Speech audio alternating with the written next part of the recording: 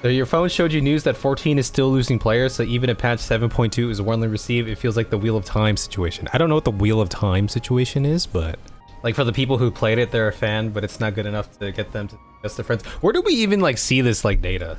Like where do they present this? Or are we just basing this off Steam charts? Wheel of Time situation is season 3 is their best season by far, but the first 2 seasons were so problematic no one cared to watch it, thus leading to its cancellation. Well, I mean, Final Fantasy, first of all, from the very core of Final Fantasy 14, right? The very basis of Final Fantasy 14, and a lot of like the current players can agree that it has the stereotype, which, you know, the true stereotype of like, you know, if you're gonna go, you gotta get through a Realm Reborn, and depending on what your interests are, you know, there's a lot of expansion, like you gotta get through a Realm Reborn, right?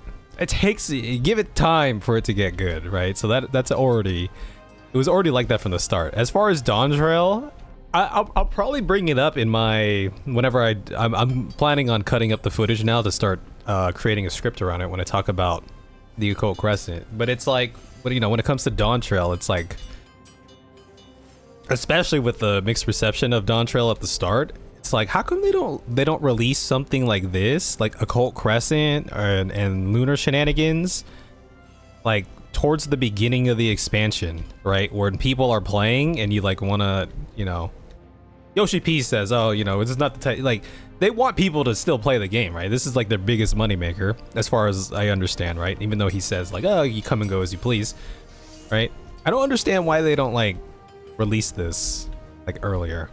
I wonder if that thought even crossed their mind. Like surely someone brought that up, like I don't know what the reasoning is aside like development schedule. Like surely, I mean clearly, right, they had a development schedule that they planned at some point, but in the creation of that development schedule, right, and once you kind of have it locked in, it's like, just based off my experience in a corporate world creating a product, right, you have like a schedule, and once that's like kind of set in stone, it's very hard to delineate from it.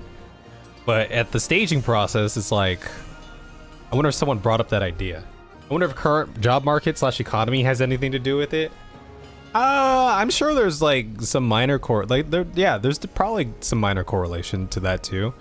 It could definitely be something like that. I wouldn't be surprised if that's like part of the holistic reason for it.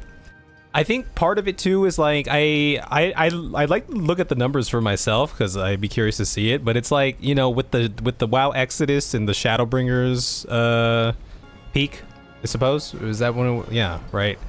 Like how much of that like just inflated numbers, and then like it'd be good to look at the data from the viewpoint of, okay, this is when like 3.0 released. Here's kind of the way the numbers work, you know, after any like 0.0 release, right? Because from what I understand, after every 0.0 release, there is like a dip, because people just like come for the story and whatnot. So how drastic is that dip compared to other expansions, right? There's a lot of things to consider. And I'd like to see, and again, when we talk about Final Fantasy 14, a lot of it for me is like, I don't have any frame of reference. I don't know how other MMOs behave. Like people talk about there being no content or the cadence of content here. Like I have nothing to compare it to. I just don't have that frame of reference. Same thing with like player counts, player bases, etc. Like are MMOs down as a whole, right? That's something to consider, right? There's a lot of different ways to think about it. Oh my God, the moon is so developed. Our moon is pretty developed, it feels like. I don't know how many parts are going to be here. Y'all said there's going to be like 20. This is going to take a while because there's not that many people on the moon these days. Some people do the 0.0 patch, then don't come back until 0.55 to finish the story. Yeah. Totally see that.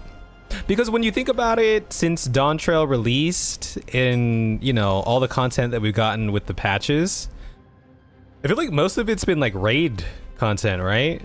And, you know, I know there's a sizable portion of the player base that partakes in raids, but that, I don't know what the percentage actually is. But I feel like when I just think of it as a whole, the first thing that comes to mind is like, yeah, there's just been a lot of raid stuff coming out. The graph makes it look like Dawntrail right now has fallen below Shadowbringers launch. It is pretty rough right now with player counts. Every expansion saw growth between 0.0 and pre X.1 censuses. Shadowbringer, oh no, Stormblood, 663,000 to 830,000, 943 to 120, and Walker 1.3 to 1.7.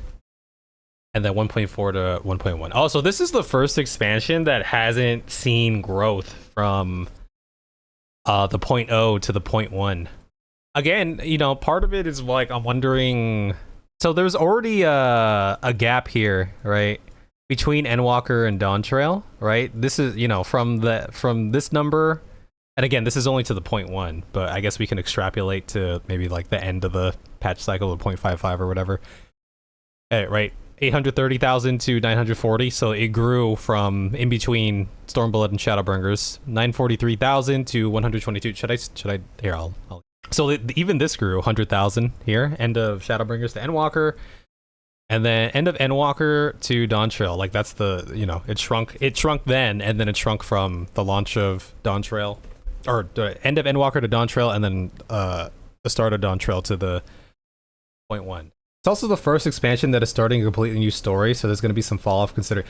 Well, that was, you know, that's part of one of the reasons I was thinking of too, right? Because there's already a drop off from the end of Endwalker, or, you know, 0.1 Endwalker, maybe extrapolated to 0.55 Endwalker to the 0.0 Dawntrail, right? They already lost numbers there. I wouldn't be surprised if a lot of it was this, at least this fall off here from end of Endwalker to beginning of Dawntrail was either people who are like, you know, they're here for the story, and then that arc concluded, and they're like, okay, you know what, like maybe I'll come back again at some other time, like I'm cool for now. And then like WoW Exodus too, right? Kind of players who came over from WoW, but like if we try to look at the climate of that, right, it feels like a lot of like the creators, and it's not like I have like the strongest pulse on this, but it's just kind of what I see, right? A lot of like WoW creators who came over to play 14, like they're back to WoW, right? WoW was like the worst thing then, but now it's like they're back to WoW, right? So they weren't here to stay, and you know, as some creators move, so do some people who follow them, right? They come to 14 and then now they go back. So at some point between 0.1 and the previous 0.1 and the next 0.0, players were lost. That's basically what I'm saying. It could be 0.1 or 0.55. It doesn't matter. The fact is that, you know, by the end of Endwalker to the beginning of Dawntrail, there was already a drop in player base. That's basically what I was trying to say. I mean, it's hard to say unless you like poll players. Like, why did you stop? I imagine a lot of this had to do with inflated WoW numbers and the end of like an arc. You guys said like the content cycle, or not even maybe the cycle, but just like the content in Endwalker. You guys were kind of like mid about that, right? I guess one thing that, I mean, okay, if we're looking at this, like the current state of Dawntrail is less than what the Shadowbringers 0.1 peak was. I think, you know, part of it too is probably COVID, right? It'd be interesting to look at like adjacent games like World of Warcraft, gaming as a whole in general, but like right in COVID, like so many people were just like they were picking up gaming, right? Oh, you know, we've said that, you know, this drop could be because of so many reasons, right? COVID, WoW Exodus, the end of an arc, but it could also very well be like, you know, again, the story didn't resonate with a lot of people. It's the beginning of a new story. The writing is definitely sus. It feels right. It could be in a lot of people's eyes, right? The actual quality, like you don't have to ignore that. The actual quality of the game, again, it's kind of hard for me to judge because I haven't been around that long, and I haven't been caught up long enough to have experienced like every expansion in full. But yeah, that could very well be on the decline, and maybe the numbers are also matching that. You know, it's a whole melting pot of reasons why. But if that is the case, I mean, the best thing is, right, people vote with their wallets. You know, if the numbers keep declining, then hopefully that sparks like some change. You have to look, I think it's best to look at this like percentage in a percentage sort of way. Percentage drop, percentage gain between each. Would be interesting to explore, because I hear people talking about this all the time too, is like Square Enix's like revenue, how much the game generates for them, right? Because from what I hear and I understand, and maybe I might have seen some random numbers here and there that support this, but who knows how accurate they are, that 14 is like their biggest breadwinner. But then how much of that money is like reinvested back into the game? I think there's a lot of merit to a lot of the options that we discuss. Again, there's no singular reason. It's a conglomeration of multiple reasons, right? including the actual state of the game, because clearly like people have been displeased with the actual state of the game, right? And just because, you know, I enjoy the current state of the game, right, doesn't mean that there isn't a consensus around that opposes how I feel. There's a lot of games are volatile. I know the business. I heard stories about the game development business as a whole. There's also a lot of like options out there. Maybe for MMOs, not so much, but like gaming in general. And you could probably bet that like a lot of MMO players are playing non-MMO games too. But there's so many different options too, right? Like people are able to pick and choose what they want to play, and they're accessible, right? You just get them digitally, and at the push of a button, you can have a new game that piques your fancy, ready to play.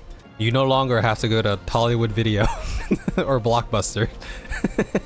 Mom says you could take one game, we'll come back in a week or two, and you can pick a different game. That was such a huge decision. I had to be sure of what I wanted. Some of them were duds, some of them were great successes, but even with the duds, I had fun with them because that was my game for the next week or two.